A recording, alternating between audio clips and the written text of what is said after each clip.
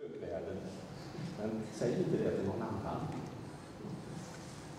Ja, jag har ju fått den stora äran att presentera Johann Sebastian Bach. Så manifestera dig, Bach, och inträd i vår värld.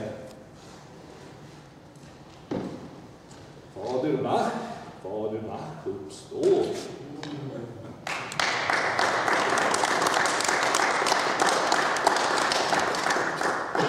Välkommen, Fader Bach. Tack! Men varför kallas du fader? Ja, det är för att jag är störst. Störst? Jaha, men vad är det som är så speciellt med just dig då? Ja, är du obildad och oförskämd, va? Ja, förlåt, det var inte meningen. Ja, tyst! Vet du någonting om musik?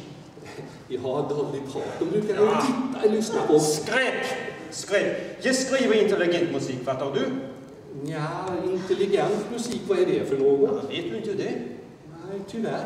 Ja, jag kan omöjligt förklara för dig, du skulle aldrig förstå. Nej, men kan du inte försöka? Tänk om det är någon av de dödliga här som kanske förstår lite bättre. Herregud. Försök. Herregud, var ska jag börja?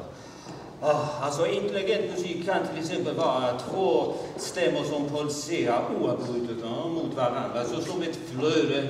Flöde? Vispgrädde? Nej. Vad menar du? Nej, du förstår inte riktigt alltså. Men det är intelligent musik som man måste förstå, och det blir så att du kan inte höra egentligen mer än två stämmor, kan man säga. De forskare anser det. Jaha. Jag anser jag tror inte jag förstår. Men vore det inte bättre att du spelade lite och visade oss istället? Ja, det spelar ändå ingen roll att prata med dig. Du förstår ändå inte i alla fall. Lyssna då till Gubben Noak alltså i mitt flöde, det svenska teamet.